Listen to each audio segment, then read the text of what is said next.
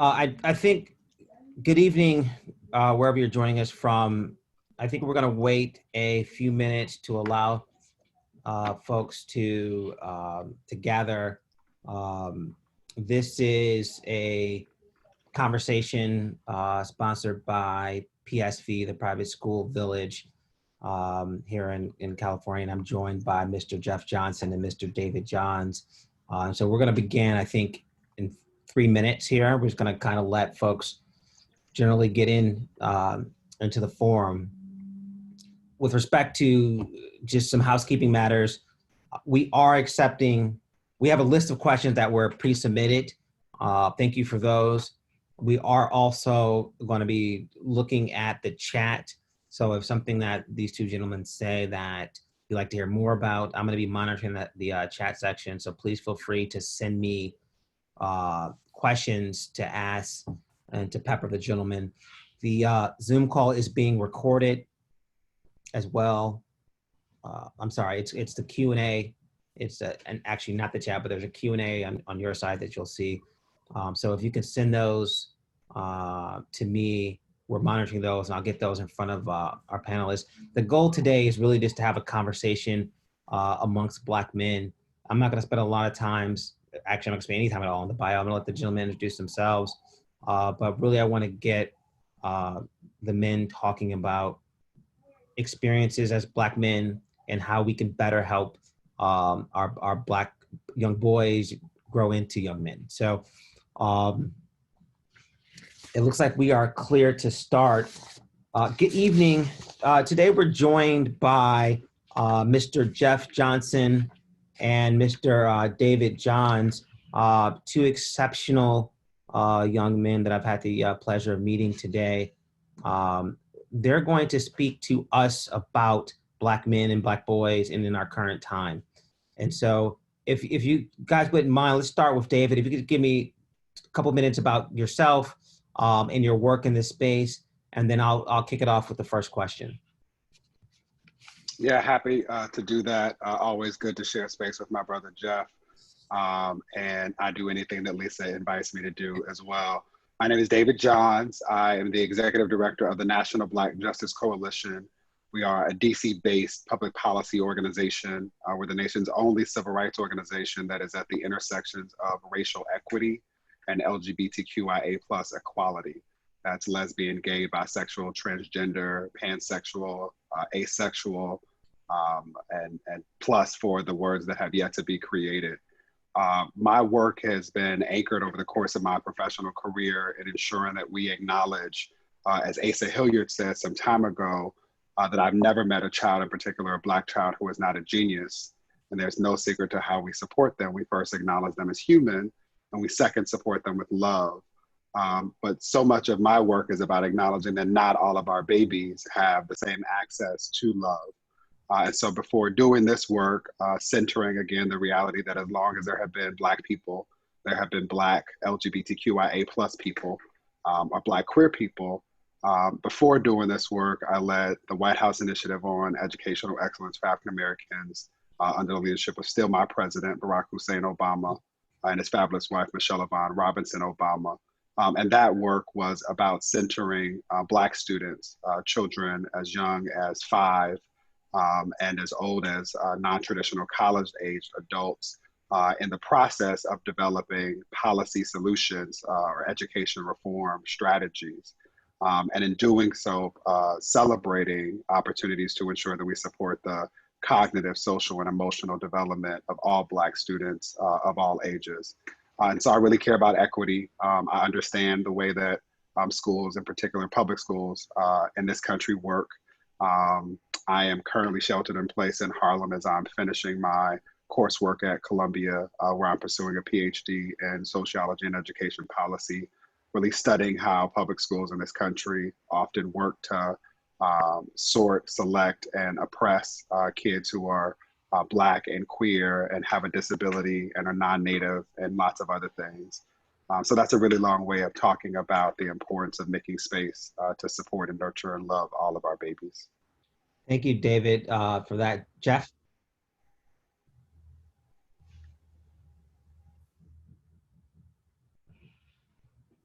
I will, I echo David's sentiments about always being glad to be in his presence and participating in these kind of conversations. We've done this for a long time, and want to say thank you to Lisa for the invitation. I've had a unique trajectory to this space, having formerly served as the National Youth Director of the NAACP and working with a number of organizations on the Hill around public policy and organizing young people and men, for that matter, around public policy issues. 13 years doing public affairs and news content with BET, and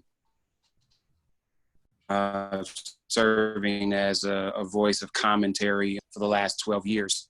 More recently, I have been incredibly focused on engaging Black men and engaging Black men in some very private spaces that are about building community and creating safe spaces for us to be transparent and grow, as well as public media spaces. And one of my more immediate projects is serving as Chief Curator for a project called Men Thrive, which is designed to provide behavioral health resources and content specifically for Black men, understanding that we have the highest rates of toxic stress, have the highest rates of depression, have highest rates of anxiety, and have the lowest life expectancy of any demographic in the United States, but yet we are less engaged by the space. And even when we are,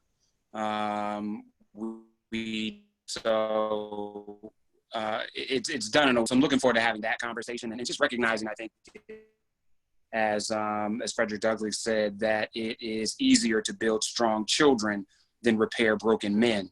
Mm-hmm. And if we are able to get to a space where Black men are dissecting and dismantling antiquated notions of masculinity, as well as what it means for us to be human. And I hope we'll get into that a little bit as we have conversations, but I'm excited to be part of this conversation. Thank you, David and Jeff. I appreciate that. I am Walter Mosley. I didn't introduce myself. I apologize. I am a lawyer. I went to Harvard Law School. I have a twofold practice. I'm an entertainment lawyer, but I'm also a victim rights lawyer. I spent a great deal of time representing people from diverse communities, men, women, people that, however they may self-identify, and they've been wronged either in the workplace, they've been wronged by our government, police brutality, etc. So when I'm in court, I'm always fighting for victims, and then I do a bunch of transactional work here in Hollywood around entertainment. So I'm ready to jump into this. The opening question, or where I'd like for you guys to jump off is, and I don't know if this is even fair, but could you identify the top 1, 2, 3 things that are most important and that most we need to make sure we dissect today as it relates to young Black men, young Black boys becoming young Black men? What are the biggest threats to that progression as it is today? And what are some actual resources or some tools or things that we can do both as parents and as supporters of our community to help that grow and help that manifestation from childhood into manhood?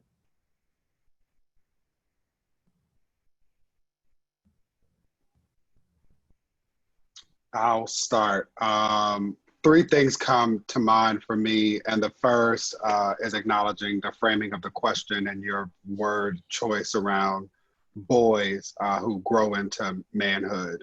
And acknowledging that I want us all to protect Black boy joy and to allow Black boys to be children for as long as they can. It is too often the case that we, both in our language and often by necessity, right, a result of often white supremacy, anti-Blackness, the things that are demanded of our children and our communities, means that our children are forced to grow up fast, right? We also say things to kids like referring to them as little man. To Jeff's point about disrupting toxic masculinity. So my first point is celebrating joy and allowing them to be children. My second point is acknowledging the humanity in all of our children, especially those who identify as boys, who doctors assigned male at birth in terms of gender, and to celebrate that they are humans and they have emotions.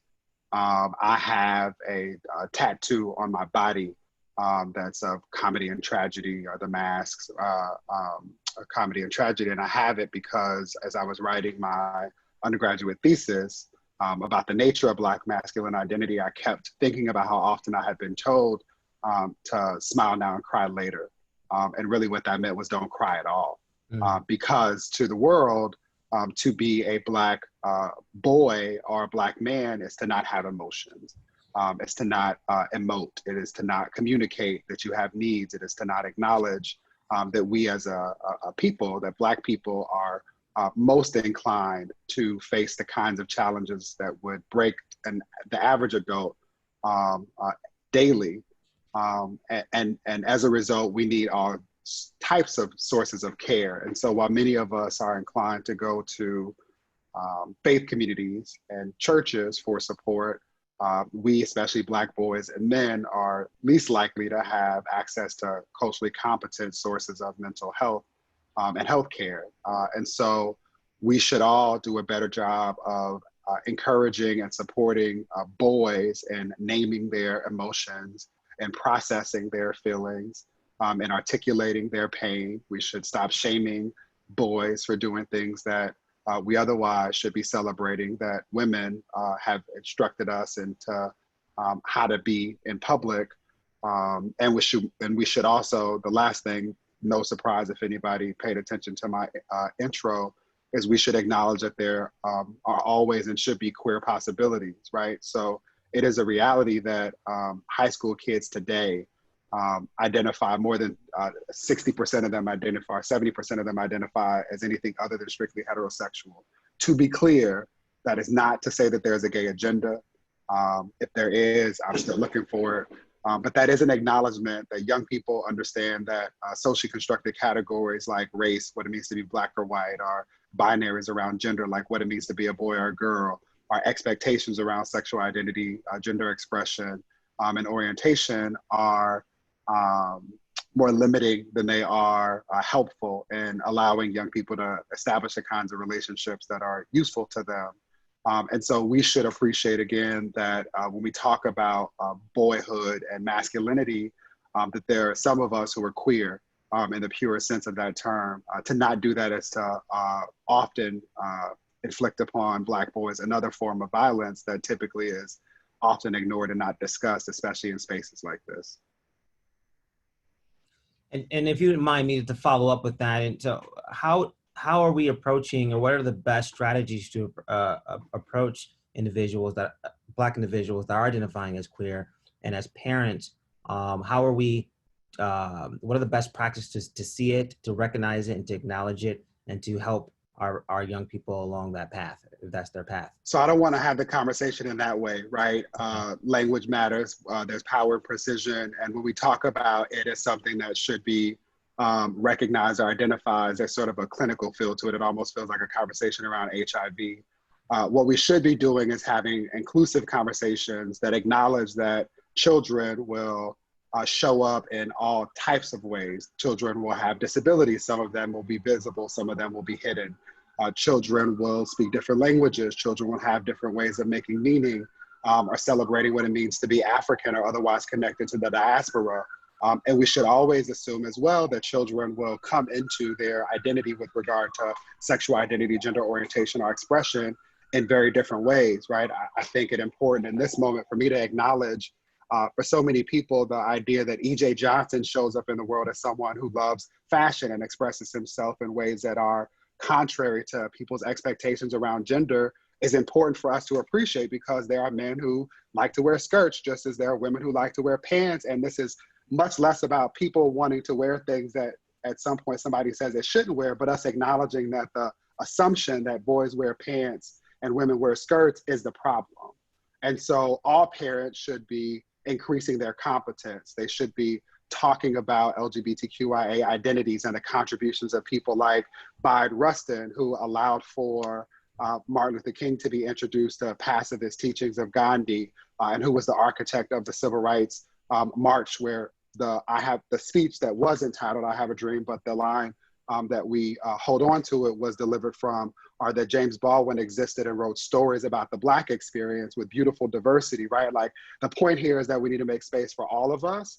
And in particular, when talking about Black boys, we need to make space for there to be queer possibilities for their identities and how they see themselves.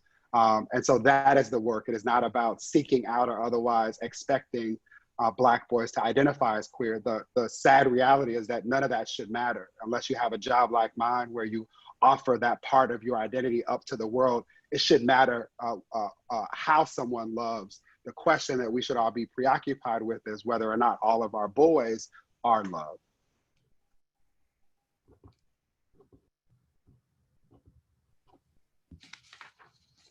Thank you, David.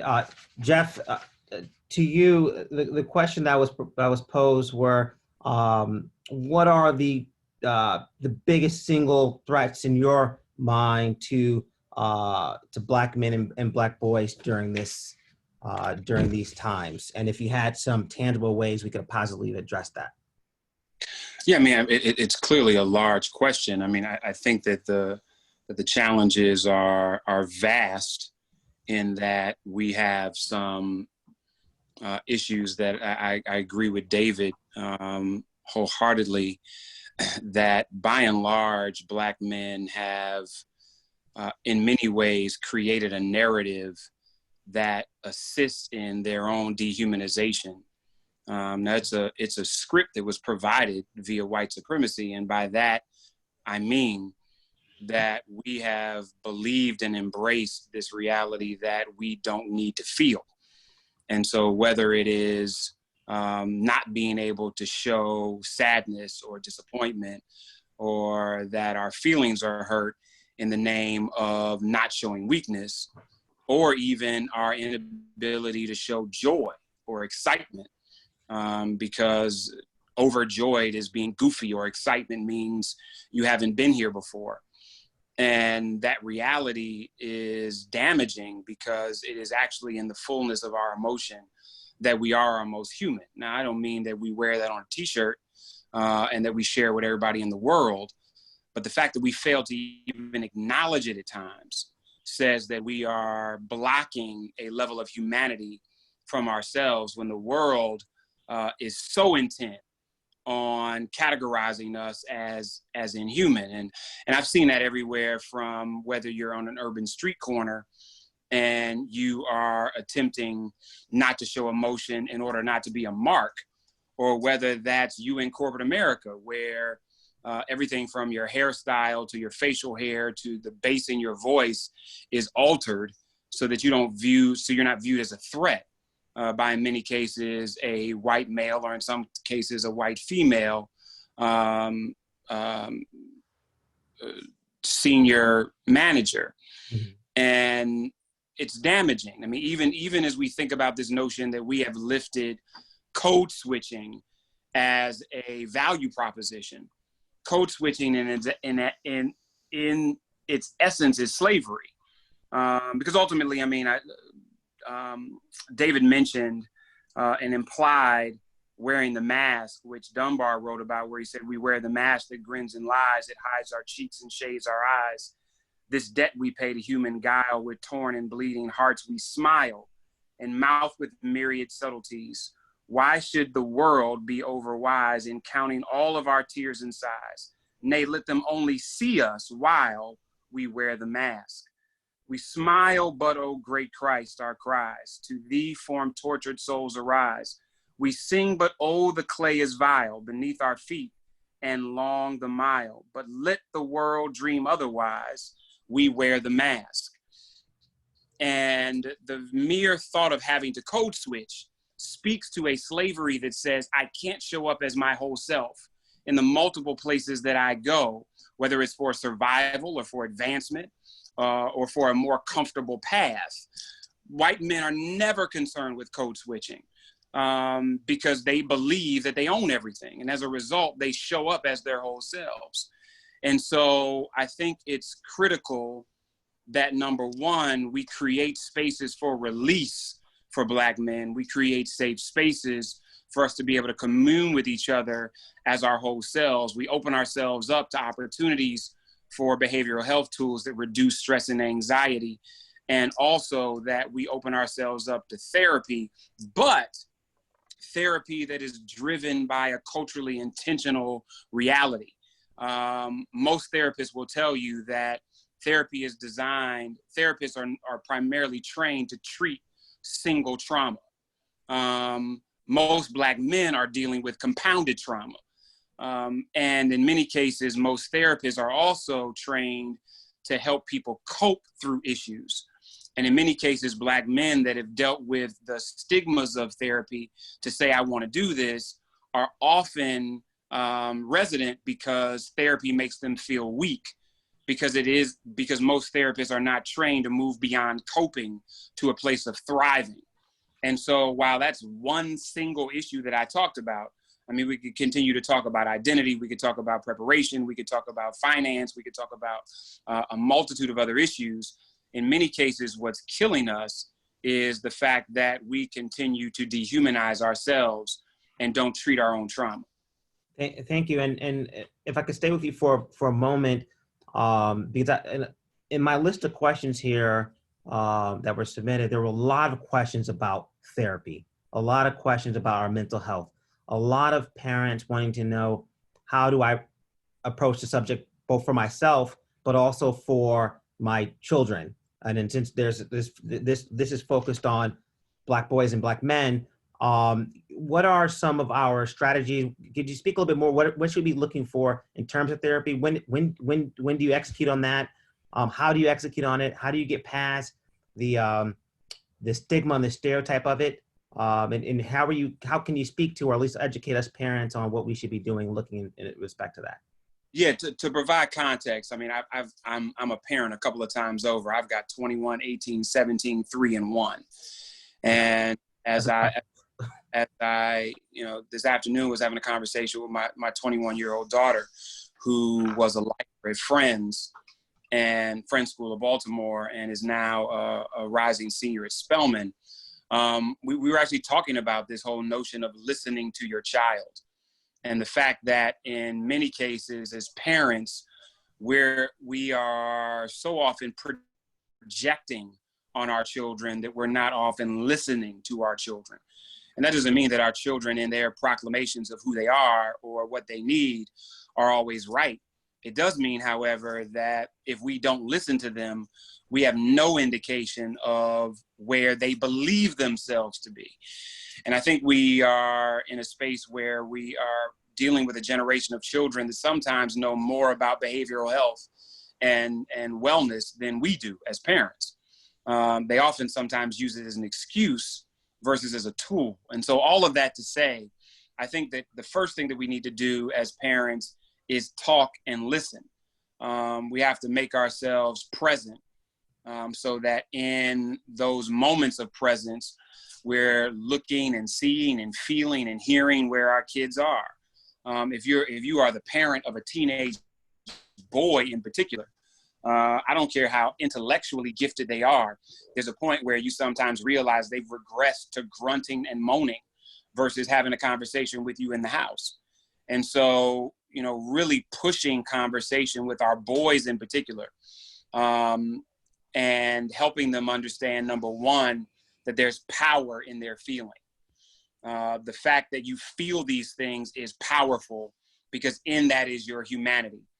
And having those conversations is crucial because unintentionally, to David's point, we have robbed them of childhood. We have told them that real men don't cry. We have told them that real men don't have their feelings hurt. We're told them that real men don't let people in. And so demystifying that in a way that says, sure, you have to protect yourself in this world that you live in. But if you have a circle of friends, and within that circle of friends, you don't feel like you have the ability to be honest and transparent and forthright, to be able to create circles of accountability, as well as circles that are there for your protection. People that we talk a lot about riding or dying for each other, but there are men who will tell you, there are grown men that will tell you. I have friends in my circles where we would literally die for each other or live for each other, or spend for each other or invest for each other, but we don't have honest conversation about the things we're most embarrassed about. And so if we could start in that space of helping brothers identify the one or two people in their circle that they can be honest with, if we as parents can be a lot more intentional about having conversations, that we're not dictating the conversation, but that we're open to hearing what our kids have to say, and that we then are incredibly mindful about what they're dealing with emotionally, and finding spaces to, one, figure out, do we need to engage professional support in that? Because I think we all could use therapy. The question is, what is the greatest need? And as a result of that, how are we prepared to interview therapists? And I think we need to interview therapists through the lens of, what is the immediate need? And so are we sensing as parents things that our kids are actually going through, their syndrome, where they're incredibly gifted, whether it's mild depression to moments of depression before we begin to analyze that as clinical depression. If it's spaces where they are feeling unsure and anxious. When you are a child in an independent school, you're normally in an extreme place of rigor, where there are false expectations of delusional excellence. And by that, I mean young people that are pretending like they know at 16 and 17 what they're going to do for the rest of their lives, and putting that pressure on each other, let alone the pressure that they're getting from parents to make decisions about choices around college and career and next steps, without the reality that most of us didn't know what the hell we wanted to do when we were 17 and 18 years old. We made decisions about where we were going to start. And so even that anxiety that some of our kids are feeling because of the extremely competitive spaces that they're in, can be addressed through everything from meditation, which is beginning to create self-driven opportunities to reduce stress, to, if those don't work and breathing doesn't work and visualization doesn't work, looking at therapy that can help further reduce some of those levels of anxiety. So those are just a couple, but obviously it's a broad spectrum of emotions and feelings that kids are going through.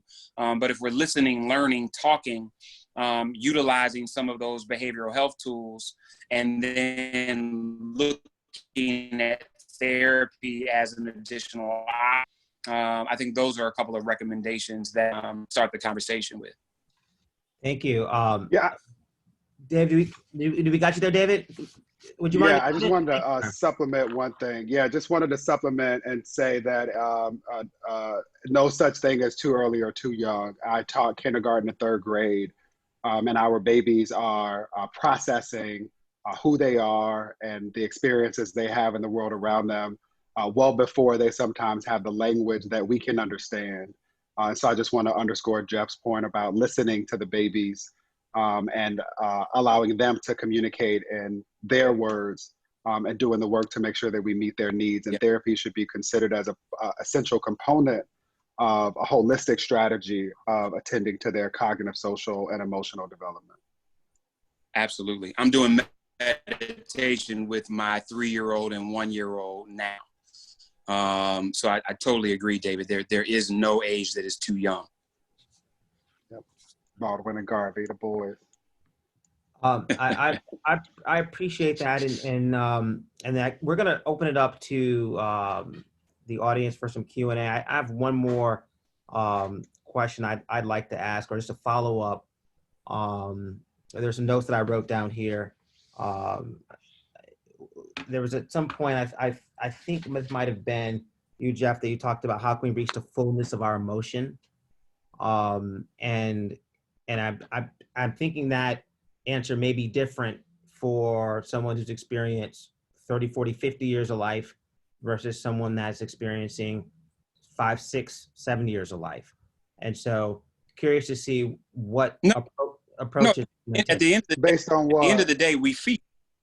No, at the end of the day, we feel. Mm-hmm. So a 50-year-old man, despite the fact that he may have suppressed feelings for the better part of his life, still feels. Mm-hmm. The question is he acknowledging those feelings? Mm-hmm. And so whether it's my 3-year-old that when Baldwin starts crying, I'm asking him, are you hurt? What are you feeling right now? And he may or may not have, to David's point, the cognitive ability to accurately express what that feeling is. I'm trying to get him to understand there are multiple places that a cry comes from. Mm-hmm. And in my house, it's okay to cry. It's not okay to whine. And so I need you to operate in the power of who you are as much as I need you to operate in your hurt, in your pain, in your disappointment. But with young people, I think what we're attempting to do is help direct those feelings into, one, a place of acknowledgement, and two, a place of assessing what that means to me, and as a result, how I need to respond. With older brothers who have suppressed a level of feeling for the better part of their life as a coping mechanism and a survival mechanism, sometimes it's as simple as being able to help them acknowledge that they've got them. So I don't need you to be in a position where you're wearing your heart on your sleeve. I just need you to be in a space where in your private and meditative hours, that you're honest with yourself about the fact that your feelings are hurt, that you're honest about yourself, that you're angry, that you're honest with yourself, that it's okay to have every single one of those feelings, because every single one of those feelings is a reminder of your humanity. The question is not, do we have the feelings? The question is, what do we do with them? Mm-hmm. And that becomes a whole nother level of work. But I don't think that it is fundamentally different whether you're 55 years old or whether you're 5 years old. I think that the formulaic approach is still the same. Can we help each other acknowledge that we have the feelings, that those feelings make us whole and human, that how we manage those feelings is critically important, that the outlets that we have to manage them in a productive way are crucial, and that some of those feelings may be chronic. And as a result of those chronic feelings, what are the disruptors that we're beginning to use to manage the mitigation of those feelings into a place of productivity? And as we think about wellness tools versus therapy, or wellness tools in addition to therapy, wellness tools are like going to the gym. So I go to the gym by myself, and as I'm doing the bench press, that's my meditation. As I'm doing arm curls, that's my visualization. As I am going to work on my legs, that's me in some affirmations. But therapy is when I get a trainer, because there are places that the trainer can help me go that I can't go by myself. And so I think that brothers are on various levels of that spectrum about where they need to be. Just understanding that no matter how dope you are as a meditator, and no matter how much you go in and center and focus, there are places you'll never be able to go by yourself that therapy is able to uncover. And so I think that we've got to understand, to David's point, not only is there never too young, there's also not too old. Mm-hmm. So I have a question here I'm going to read, if you guys don't mind. How do we really begin to dismantle years of repressed feelings and trauma, individually and as a community? Even more, how do we do this while our school community may or may not even be honestly acknowledging our reality in the most helpful way, and yet our sons spend a lot of time there? Yeah, I'll start with the latter and then work our way back, which is that we hold the school accountable for attending to the holistic needs of our children. And we honor that by not having honest conversations, by not supporting young people and making sense of the world around them and supporting them in developing the skills required, to Jeff's point, to not only cope, but to thrive, is tantamount to committing educational malpractice. And we shouldn't support it in any way, shape, or form. And I think Jeff answered the first part of the question in terms of modeling some of the ways that we begin to do the work. 2 points that I would add to this, that's a thread through both the question and Jeff's thoughtful response, is the following. One, the work of Dr. Joy DeGruy, an epigeneticist, talks about the fact that as Black people, we have inherited trauma in our DNA, right?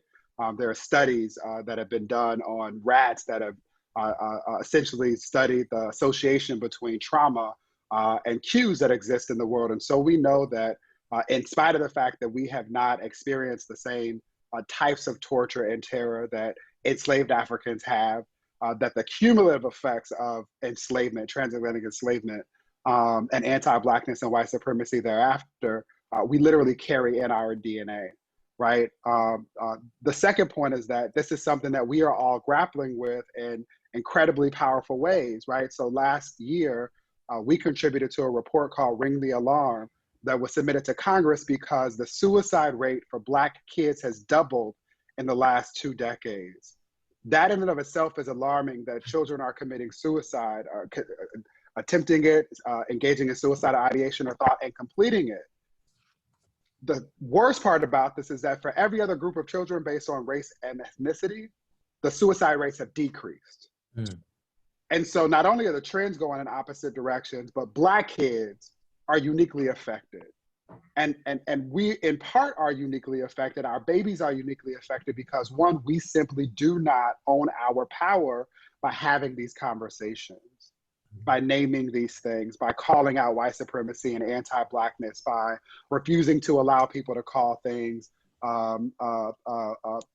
name things people of color, when actually what we're talking about is stuff specific to the beautifully diverse Black experience. And so I'm saying that the point here is that we need to name things as they are, and we also need to hold schools and systems accountable, right? I said early on that I study as a sociologist, public schools of education. I know that we're having a conversation about private schools. In private schools, there's even more of a direct relationship between the consumer and the school because you are paying for the education. And so if you are not willing to leverage your privilege in a space where you are paying to have your baby there, then I would ask you what you really care about. Mm. That's powerful. And I just have to say, as a parent of 2 children who have gone from pre-K through 12th grade in independent schools, one, as I mentioned, in the friend school system. Another, my oldest son is dyslexic. So we've had schools that are specifically designed with kids for dyslexia. One of the challenges that I think we often have, and this may rub some people, is that this social aspiration of Black parents within independent school ecosystems that sometimes reduces our propensity to be Black.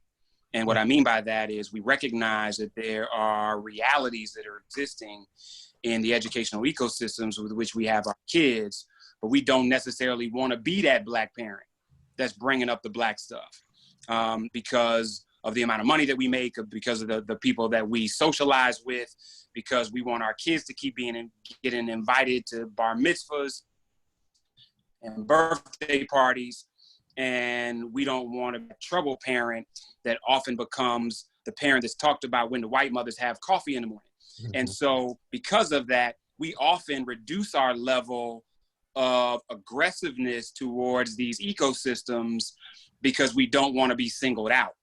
And I think one of the things that David mentioned was we're in this place where we're trying to teach our kids to self-advocate, but they're actually modeling, because in many cases, Black boys in particular are not watching their parents advocate for them in a real aggressive way within some of these ecosystems, because I'm coming home and telling mom and dad that there's some issues, but mom and dad are telling me to deal with it or to suck it up or to navigate it, or this is just how white people do. And if our kids don't see us being courageous in the name of social aspiration, then why are they going to be? And listen, I'm not telling you to get a Black Lives Matter t-shirt on, while I don't think there's anything wrong with that, and go to the headmaster's office and say, you've got to be kidding me that even in February, you are not doing a good enough job of lifting the contributions of Black people in historical context, so that my son or my daughter, who is operating in this incredibly one-sided cultural space, can at least have a moment of feeling a level of pride within, from an identity perspective, let alone when we're talking about microaggressions, when we're talking about race, issues of racism, when we're talking about unconscious bias amongst members of the faculty and staff, when we're dealing with a lack of acknowledgement of identity from a diversity standpoint, we're talking about an unbelievably lack of inclusion and equity within these independent school ecosystems. If we're afraid to have those conversations, then we are doing a clear disservice, not only to our babies, but to the ecosystem's ability to ensure that the babies who come after ours don't have to navigate some of the same challenges that our babies did. Thank you. And all of that is true, not just in independent schools, but it's also true at Jack and Jill. It's true in our sororities and fraternities and the Boulé. It's true in all of the spaces that we have been told if we occupy them and demonstrate the politics of respectability, then we will be safe. And so if we're going to be courageous, we got to be courageous in all of the spaces that we sometimes force our Black babies to move through. Yes, sir. There's been quite a few acknowledgments of kind of preaching in those last two comments, David and Jeff, and you know, I felt like you're speaking to me. I had the fortune of going through independent school from 3 years old to 12th grade, and it wasn't to the very end that I found my parents got the courage to stand up for some of the issues I was raising around race, and I felt it. We had a chance, maybe my parents, to fix that as we got older. But I'm trying to make a point in the way I'm doing it with my 6-year-old in his school is to be that advocate and be out in front. And you know, we've been shut down because of COVID, so I haven't had a chance to wear my BLM shirt to school. But that's something that I'm actually looking forward to having a renewed sense of vigor, because I think, you know, if not just so the teachers know, but for my son would know and his other classmates will know that I'm his advocate at all times. So thank you, gentlemen, for that. That really spoke to me. And let me say one more thing too, because this is again us preaching to the choir. Some of this is also about us being real strategic, right? So there's this interesting thing happening because Black Lives Matter is now trending, and white people are tripping over themselves to ask what they should do. It's a question I hate, in part because I don't believe that Black people were consulted when transatlantic enslavement was created, or somebody decided to count only 3/5 of us when it was politically expedient for them. But suffice to say that some of what we should be thinking about is leveraging relationships with well-meaning white people so that it's not always you who has to do the Black stuff, right? In this regard, I'm talking about and acknowledging that often white people benefit from the efforts of Black people and should also be responsible for doing some of the work to make sure that y'all's Black babies and our Black babies are able to thrive. Thank you for that. I'm going to change the question here, if you guys don't mind. We have here. How would you approach, this is from Andre Johnson. Thank you for submitting this. How would you approach your 8-year-old Black son on the conversation about police brutality and the racial profiling of Black men? So let me start with, Jeff, I what think, up, Dre? Yeah, there's definitely no one size fits all approach to those conversations, because frankly, all of our kids are in different spaces. I mean, some of you have had children that, because of where they are intellectually, they're asking questions at a much younger age. That does not, however, mean that emotionally they are at the space to be able to handle the answer. And so for me, I've been very clear on the fact that even with our 3-year-old and our 1-year-old, we're being incredibly aggressive with identity. And who are you as a Black boy? and not from the sense of, I think, this traditional African-American, our history started when we got here as slaves, but and also not in an over-romanticized version of the continent of Africa either. It is about how are we teaching our babies a level of critical history that accurately depicts the reality of our trajectory as part of the diasporic family. And so, number one, it's that. Number two, it is really keying into what we hear our kids saying and where their anxiety sits. So if there's a kid that's asking questions about the police as a result of what they're hearing, either through the family or through media, then I think it's important to start answering those questions in a way that you're clear that your child can digest them. And I don't mean what you think your child can digest, what the conversation you're having with them indicates that they can digest. So beginning to show your kids pictures of police brutality can just create additional trauma. But having a conversation with your kids about, listen, there is an incredible amount of disagreement in the world about who we are. And there are some people that view us as human, and there are some people that don't. And there are people in the world that are attempting to fight for our humanity. And there are people in the world who are continuing to fight that we would not be viewed as human. And I think that we have to find ways to honestly answer our kids without going into unnecessary detail. And then I think there are times where we need to find ways to ensure that we are providing our kids with the answers that they need to address a lack of clarity. We are Black people. Somebody just asked, what's wrong with Black? We are Black people. And Black has a diasporic understanding. And so whether you are part of the diaspora as a continental African, or part of the diaspora as a Caribbean, or part of the diaspora as an Afro-Latino, or part of the diaspora as an African-American, my kids are learning the word diaspora. And as a result, figuring out where they exist within that diaspora. And I want them to have clarity on identity, so that when they are confronted with white supremacy, they're not shrinking because they haven't been taught who in the hell they are.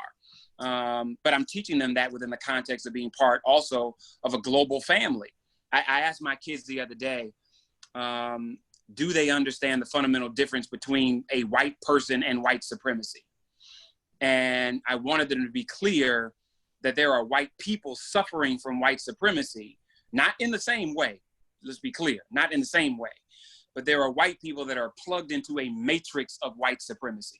And as a result, as well-meaning as they attempt to be, they are as much a part of the problem as those that are navigating the system of white supremacy, because they aren't unplugged enough to challenge it. Equally, there are Black folks that are plugged into white supremacy.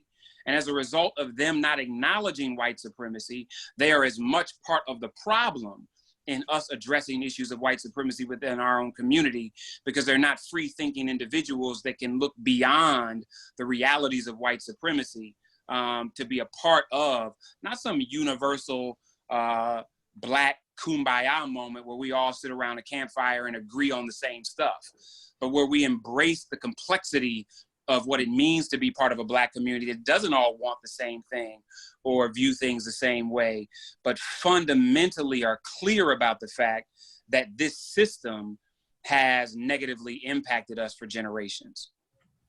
Let me say two things related to that in the question that was just posed. One, again, we should start these conversations as early as possible. I taught kindergarten to third grade. Dre, I know that your baby at 8 is around third grade. And I also will tell you all that I have had some of the most meaningful conversations in my life with kindergartners, in part because they're not concerned with politics of respectability. They don't really care about your feelings, and they say things as they are and how they experience them in the world. And so a practice for folks who are trying to get a sense of where their young people are, and the language to use with them is to ask them what's going on in the world, right? To reflect upon the things that they're hearing, that they're seeing, that they're otherwise experiencing, and then to ask them a very profound but simple question, which is why. And all of us also have to become more comfortable sitting in the discomfort of not having answers to questions, right? Some of the weight around all of this is that there's an expectation that we have it all figured out. And we should all disabuse ourselves of the reality that we can't, and that there's power in saying, I don't know, but we'll figure it out together. Or you can imagine a world that doesn't exist, right, in this moment. The second thing is, someone asked a question of what are key stressor and questions. I would encourage you all to read the book For White People That Teach in the Hood and All the Rest of Y'all, written by Chris Emdin, in particular because Chris helps, I think, all of us to appreciate that we need to learn how to speak the language of young people. And what Chris really talks about is that Black kids in particular are all fluent in the language of hip hop. And the point here really is that it is often the problem that adults cannot wrap our ears around the things that young people are saying when they're indicating that they need help. And we need to do a better job of listening to how it is that they are articulating their needs. I encourage you all to read the report that I mentioned, Ring the Alarm. There's a lot in there about indicators around mental stressors for young people. The challenge is that, to Jeff's point about development, is that at some point, all of the things on the list are things that kids do generally anyway. But what we do know as it relates to the question is that kids who don't have a sense of hope, which we should be really mindful of now that kids are experiencing kinds of disruptions that have never existed before.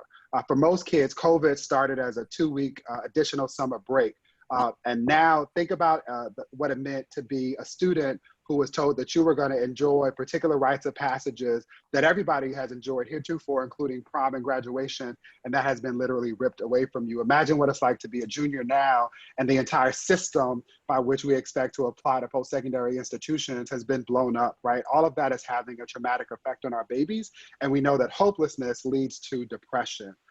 Isolation is also another sign or a stressor that leads to suicide and other forms of mental stress, right?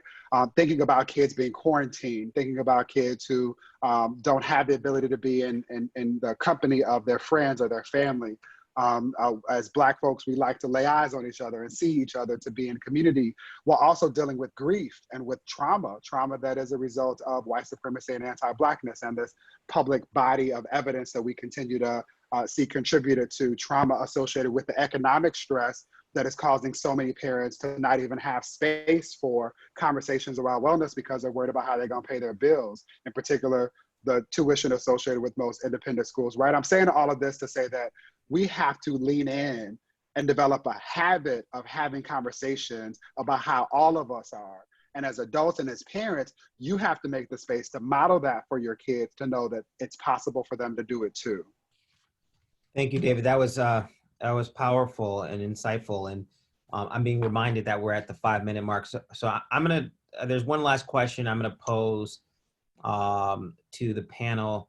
If you could answer it and kind of leave us with your closing thoughts here. And I think there's going to be resources provided in the chat space. David's put a bunch of links and things for us to follow. We're going to compile those things and disseminate that information across to the folks that are here today. So last question. My older son knows the history of racism in this country as well as the history of police brutality. And with that has come a big dose of skepticism, bordering on cynicism about the recent uprisings. How can I instill hope for change and therefore engagement without dismissing his valid feelings? Lastly, how do I bring a balance and positivity to this current reality? So one, I don't know if it's our responsibility to bring balance if there's not balance. What does that even mean? This is a critical moment. I literally was talking to my daughter earlier, and I was showing her a clip of a Stokely Carmichael, also known as Kwame Ture speech. And the speech could have been given at a rally today. And so my daughter is like, yo, like, what is going on when this speech could have been given today and it was given in 1967? And so I think that sometimes we're attempting to pacify our children into believing that there is this balance when there's not. That doesn't mean we aren't optimistic, because I'm actually more optimistic in this moment than I've been in a number of years, because I think we're at the precipice of being able to demand some things. And I'm actually more encouraged because of some of the people that are represented by the parents on this call, those that are in executive levels of certain spaces in corporate America, those who have the ability to have hard conversations with white CEOs as colleagues and friends, those who are able to help negotiate terms with, whether it's traditional philanthropic organizations or whether it's with corporate foundations or whether it's around corporate investment. Because as much as it's crucial that we do some social justice legislative work, if we're not doing the economic work, then it is not a comprehensive strategy. And so I think where we can help our kids in particular is letting them know that the chessboard is broad and that we're playing chess and not checkers. And baby, this is really just about you figuring out where you're going to contribute in the world with your gift. And that gift may not be marching on the front lines of a rally or a protest, or it may be, but it may be in the development of solutions towards cancer. It may be towards leading the next wave of legal precedent. It may be around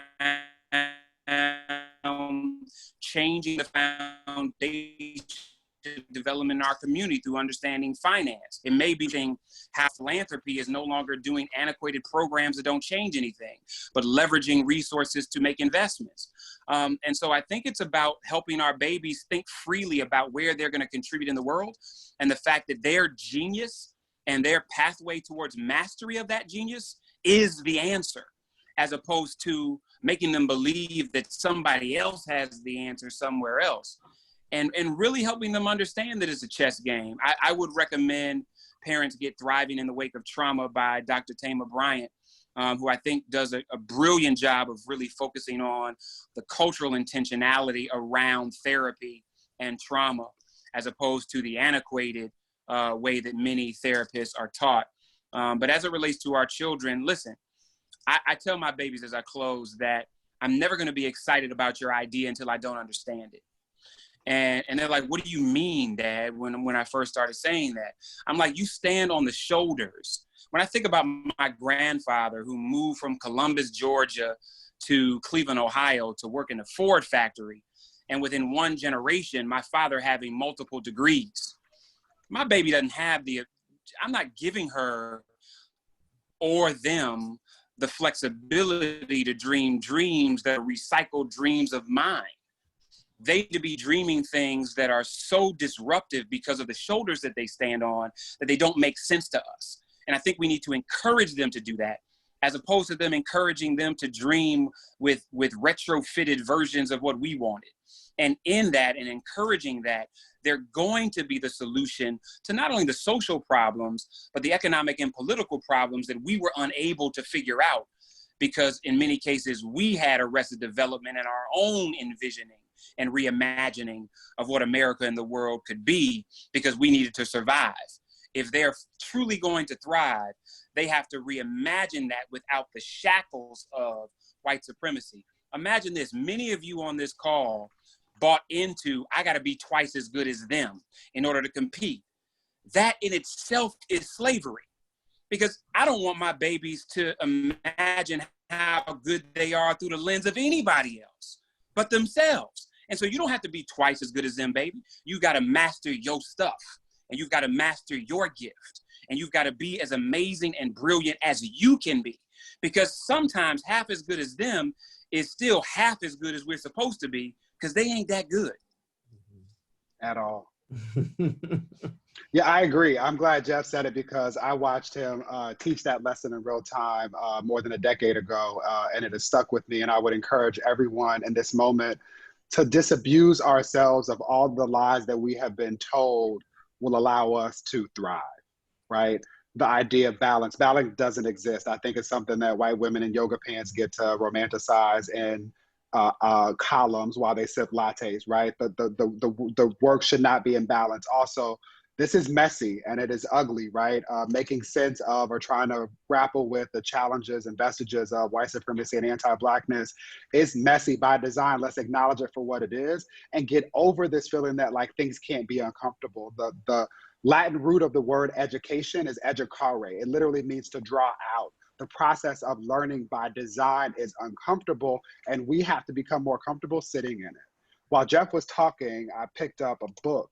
I encourage everybody to read this book. I'll send it to you all later. But critical race theory is instructive in this moment, and in particular, Derek Bell, one of the founding fathers of critical race theories, offers a theory around racial realism. And it essentially does something that I think is important in this moment, which is allow us to accept things for what they are and then hack new solutions as a result of how things have been. And in particular, what he says is that I'm convinced that there is something real out there in America for Black people. It is not, however, the romantic love of integration. It is surely not the long sought goal of equality under law, though we must maintain the struggle against racism.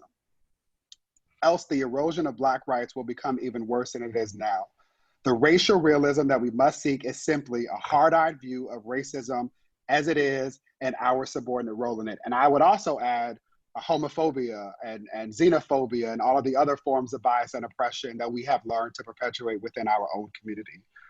Derek Bell says, we must realize, as our slave forebears did, enslaved is what I would say, that the struggle for freedom is at bottom a manifestation of our humanity, which survives and grows stronger through resistance to oppression, even if that oppression is never overcome. And the point for me in all of this is this. I will speak for myself, but I believe that Jeff and I and Walter have been having a conversation with the congregation. We know that you are making the sacrifice to be on the Zoom call at whatever time it is, wherever you are. It's 11 o'clock where I am. It's been a long day. I'm about to write a statement about another murder of a trans person who was murdered just because they were trans, because that's the work that I do. And you sacrifice to provide your kid options so that they don't have to deal with the challenges that have existed heretofore. That's not lost on me. I don't think it's lost on any of us.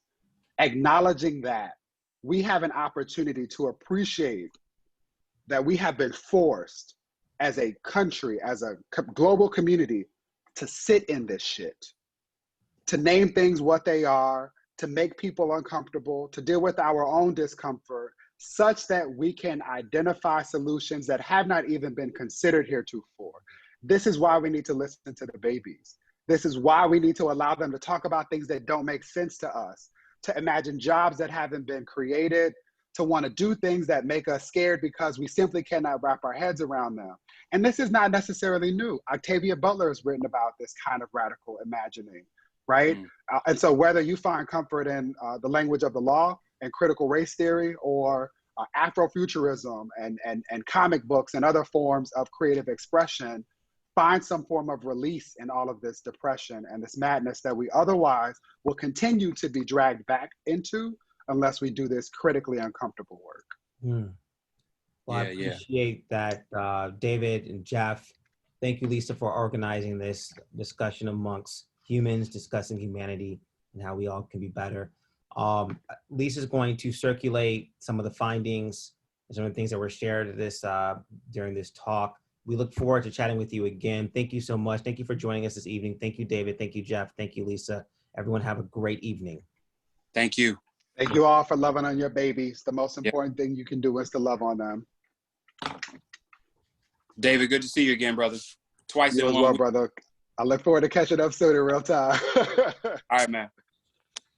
Hey, all of you, while you're here, should know that tomorrow, tune in. Jeff moderated a discussion that's going to air on Essence around Black men talking about mental health. So I know there was some discussion about young people, older people.